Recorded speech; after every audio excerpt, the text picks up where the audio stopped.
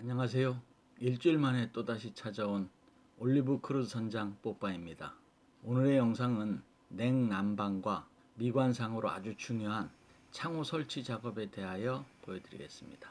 작업 영상과 함께 전원주택에 많이 사용되는 창호의 특성에 대하여 알아보겠습니다. 창호는 환기, 채광, 조망 등을 위한 창과 사람이나 물건이 드나들기 위한 문의 총칭입니다. 주택에서 고품질 창호의 선택과 올바른 설치는 매우 중요합니다. 선택에 따라 채광과 조망, 환기, 탈출구, 방범 등의 기능이 달라지기 때문입니다. 앞서 말한 고유 기능 외에도 창호는 내 외벽을 장식하는 디자인 역할도 합니다. 창틀의 소재에 따라 목재 창호, 알루미늄 창호, 합성 수지, PVC 창호로 구분되며 개폐 방식에 따라서는 고정창, 여닫이창, 프로젝트 창, 미서기 창, 오르내리기 창, 턴앤틸트 창, 폴딩 도어 등으로 분류합니다. 사용되는 유리도 다양한 종류가 있습니다. 로이 유리, 에칭 유리, 아쿠아 유리, 격자 유리, 망림 유리, 반사 유리 등등. 요즘 많이 사용되는 로이 유리란 로우 에미시비티, 낮은 방사율을 지닌 유리로 표면에 은을 코팅하여 단열 효과를 증대시킨 유리입니다. 패시브 주택에 많이 사용되지만 고가입니다. 기능상으로는 일반 창호와 시스템 창호로 구분합니다. 일반 창호는 창틀 위에 롤러를 설치하여 창을 옆으로 미는 미닫이 방식입니다. 문틀과 문짝 사이 틈이 많아 제반 성능이 떨어집니다. 시스템 창호는 창틀과 유리 사이의 틈을 억제하기 위해 특수한 창틀을 이용하며 열 전달을 억제하는 기체의 충진, 코팅이나 필름 처리 등으로 단열성, 기밀성, 수밀성 등의 성능을 대폭 향상시킨 창호입니다. 창호의 기본 성능은 단열성, 기밀성, 수밀성, 내풍합성, 방음성으로 이 5가지 역할을 잘 해주는 창호가 좋은 창호라고 볼 수 있습니다. 확인할 수 있는 방법은 검증을 받은 브랜드인지를 확인한 후 창호의 열 관료율을 확인해 보는 방법입니다. 열 관료율이 낮을수록 단열이 잘 되는 창호입니다. 제12편에서 건축 자재의 열 전도율에 대해 설명한 대로 유리의 열 전도율은 공기층에 비해 30배 이상입니다. 즉 유리의 단열 성능이 공기층의 30분의 1 이하이므로 요즘에는 유리판이 홑겹인 단창호는 거의 사용하지 않고 대부분 복층 창호를 사용합니다. 복층 창호는 2매 이상의 판유리를 간봉으로 일정한 간격에 두고 그 사이를 건조기체로 채우고 주변을 봉해 단열 성능을 향상시킨 것입니다. 이런 복층 창호 창짝을 한 겹으로 사용하느냐 2겹으로 하느냐에 따라 단창 또는 이중창이 됩니다. 대부분의 아파트 외벽 창에는 복층 창호 이중창이 사용됩니다.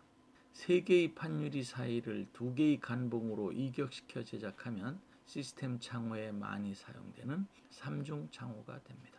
한 창호 업체에서 로이 3중 유리 시스템 창호와 로이 북층 유리 시스템 창호를 실험 분석한 결과 열 관료율이 3중 유리 시스템 창호의 단열성이 30% 정도 높은 것으로 나타났으며 차음 성능도 3중 유리 시스템 창호는 복층 유리 시스템 창호에 비해 약 16% 향상된 수치를 보였다고 합니다.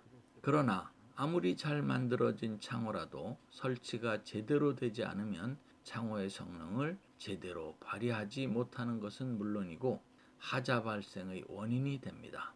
개구부의 창틀을 바르게 세운 후 벽체와 창틀의 사이를 단열재와 우레탄 폼으로 빈틈없이 채우고 기밀 테이프를 내 외부에 붙여주는 등의 기밀 시공은 창호의 제반 성능을 보장하는 매우 중요한 부분입니다.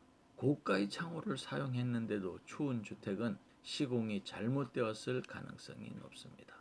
고품질 창호가 올바르게 설치되었다 할지라도 창호의 단열 성능은 벽체나 지붕 등의 5분의 1 정도입니다. 즉 창호는 주요 열 손실의 경로이면서 동시에 일사 획득 경로이기도 합니다. 따라서 창호를 어떻게 설계하느냐에 따라 냉난방 에너지 요구량이 크게 달라집니다. 남향 창호는 클수록 겨울철 낮에 다량의 일사 획득이 가능하므로 난방 에너지 절감에 유리합니다. 여름에는 첨화를 잘 활용하면 일사를 차단하기 쉽습니다. 첨화의 유용성에 대해서는 다음 기회에 설명하겠습니다. 북향 창호는 작을수록 냉난방 에너지의 손실을 줄일 수 있습니다. 반면 동양과 서양은 여름철에 과도하게 일사를 획득합니다. 특히 서양은 가장 더운 오후 시간에 최대 일사량을 획득하므로 가능한 창을 작게 하는 것이 바람직합니다. 마지막으로 오늘은 창문과 관련된 시와 시조로 마무리하겠습니다. 창문 3절 정호승. 지금까지는 창문을 꼭 닫아야만 밤이 오는 줄 알았다.